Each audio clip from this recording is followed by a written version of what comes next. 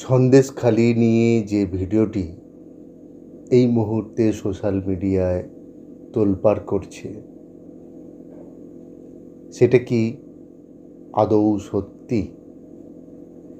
এই প্রশ্নটা সবার মনে উকিঝুঁকি মারছে। প্রথমেই বলে রাখি, এই যে সন্দেশখালির ভিডিওটি নিয়ে যে আলোচনা করছি, এই ভিডিওটির সত্যতা যাচাই করার জায়গায় আমি নেই এবং সত্যতা যাচাই করা যায়নি। যেভাবে সোশ্যাল মিডিয়ায় ভাইরাল হচ্ছে, যেভাবে তৃণমূল এটাকে বিজেপির দিকে আক্রমণ শানাচ্ছে এবং বিজেপি পাল্টা তার ডিফেন্ড করছে, এই সব কিছু নিয়ে ভোটের মুখে একটা চাপানোতর, এই নিয়েই আমরা আলোচনা করব এবং খোঁজার চেষ্টা করব এই ভিডিওটি কতখানি প্রভাব ফেলতে পারে ভোটে, কতখানি প্রভাব ফেলতে পারে মানুষের মনে, কতখানি প্রভাব ফেলতে পারে এই সমাজকে। এটা খুবই গুরুতর বিষয়। এবার আসি, এই ভিডিওটিতে কি শোনা গেল। বিজেপির মণ্ডল সভাপতি গঙ্গাধর কয়াল, তার ছবি কিন্তু খুব সুস্পষ্ট নয়, কিন্তু যা দেখা যাচ্ছে, যা বোঝা যাচ্ছে, তাতে তিনি কার্যত স্বীকার করে নিচ্ছেন কোট আনকোট শুভেন্দু অধিকারী এখানে ব্যাপারটাকে পুরো সাজিয়েছেন। অনেক মহিলা বাইরে থেকে এসেছেন, তারা রেপড হয়নি, তারা কোনো শ্লীলতাহানি হননি, কিন্তু তাদেরকে দিয়ে কেসগুলোকে সাজানো হয়েছে এবং তাদের জন্য খুব নমিনাল টাকা দেওয়া হয়েছে এবং টাকার পরিমাণ এতই কম যে যারা ইনভেস্টিগেটিভ বিষয়টাকে ভিডিও রেকর্ডিং করছিল, সেইখান থেকে শোনা যাচ্ছিল পার্সন 1, পার্সন 2, তারা বলছিলেন যে এদেরকে ধরে রাখতে গেলে আরও কিছু টাকা দেওয়া দরকার, এদেরকে হাতের কাছে রাখতে হবে, এরাই এই পুরো সন্দেশখালির কেসটাকে সাজিয়েছে। এদের এই ভিডিওটি থেকে প্রমাণিত হচ্ছে যে সন্দেশখালির পুরো বিষয়টা সাজানো এবং বিজেপির মণ্ডল সভাপতি হাসতে হাসতে তা স্বীকার করছে। আরেকটা বিষয়, আমরা শেষ দিকে দুটো ভয়ঙ্কর কথোপকথন শুনলাম। একটা হচ্ছে ভোট করানো, একটা হচ্ছে মহিলাদের পুরুষদের মদ খাইয়ে ভোট করাতে হবে, কত টাকা তার বাজেট হবে। আরেকটা হচ্ছে যে আর্মস কীভাবে ঢুকবে এবং কত আর্মস লাগবে, সেই নিয়ে কথোপকথন। এটা শিহরণ জাগানোর মতো কথোপকথন। আর একদিকে হচ্ছে সন্দেশখালি ঘটনা, যে সন্দেশখালি ঘটনা নিয়ে দেশ তোলপাড় হয়েছে, প্রত্যেকটা মানুষকে ভাবিয়েছে, শিহরিত হয়েছে।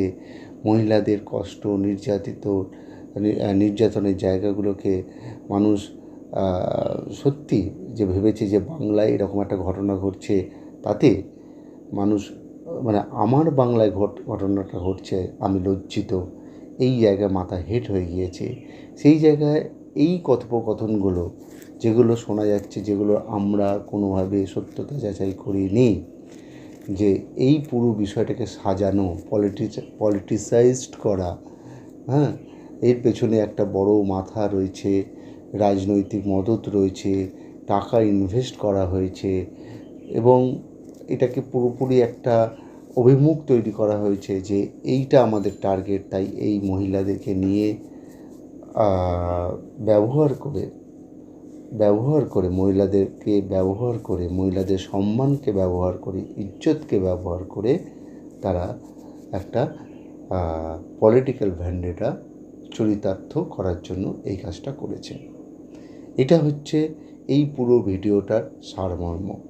তৃণমূল কী দাবি করছে?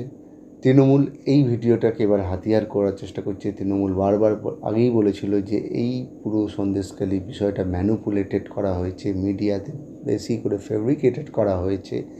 সেটাই যে প্রমাণ হতে চলেছে এই ভিডিওটা, সেই ভিডিওটাকে হাতিয়ার করে এখন তৃণমূল একদম ঝড় তোলার চেষ্টা করছে। এবং স্বাভাবিক, যদি এরকম একটা ভিডিও হাতে পায় এবং এটা মানে এটা তৃণমূল করবেই, কারণ এটা পুরোপুরি, এটা প্রথম থেকেই পুরোপুরি একটা রাজনৈতিক আবহ তৈরি হয়ে গিয়েছে। কারণ এখান থেকে যে রেখাপাত্র বিজেপি প্রার্থী, তার বিরুদ্ধেও এই অভিযোগ উঠছে। তৃণমূল দাবি করছে যে রেখাপাত্রের যে অভিযোগ, নির্যাতনের অভিযোগ, সেটা আদৌ কতটা সত্যি।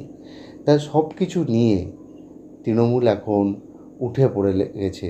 তৃণমূল ঘোড়ায় জিন দিয়ে দিয়েছে, এবার দৌড় দিয়েছে।